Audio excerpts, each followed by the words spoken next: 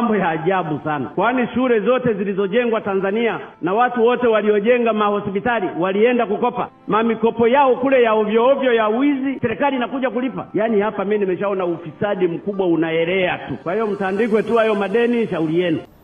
Tunakuwa omba, tunakopa kujenga, tunakopa kuitengeza nchi. Mwingine huko asiyejua anasimama, hii serikali ya kazi kukopa. Kwani tunakopa kwenda kununua sare za harusi? Tunakopa kujenga barabara, tunakopa kujenga mashule na huduma za afya.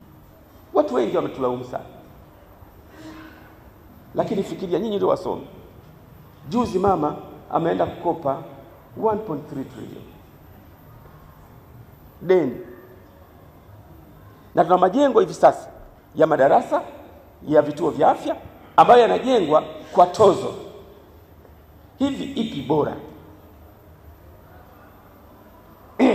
Sisi wa Tanzania wa miaka 60 ya uhuru kuzidi kukopa na madeni, au tubanane hapa tujenge wenyewe bila madeni haya makubwa yasiyoeleweka? Ni lini sisi tutafanya wenyewe and how? Tutembeze bakuli ndio heshima? Tukishakopa tunapiga makofi? Sisi wakukopa kila siku, tukasema pitisha tozo, anayetaka asiyetaka pitisha tozo. Lazima tuanze kujenga wenyewe. Nani atafanyia? Yuko wapi huyo mjomba?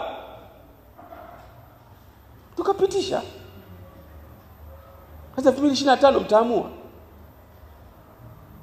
Mkitoa waliopo nayo sawa, waje watakao kwa kazi yao kwenda kukopa. Endapo hiyo ndio namna ya kurani nchi. Hivi sasa tudeni letu 70 trillion. Hivi nyinyi si wasomi?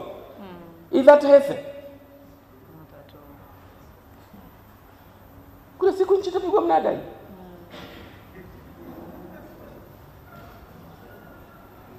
Madeni.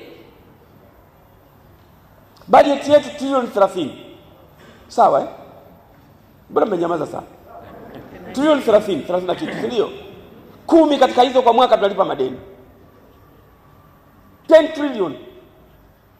Tumeenda kopa 1.3. Tunapiga makofi. Nchi nzima 1.3. Tunawapa wazungu 10. Mariba matupu. Bwana tufanya sisi mazezeta. Hela yako mwenyewe. Anachukua hela yako, halafu anakupa kidogo, unashangilia.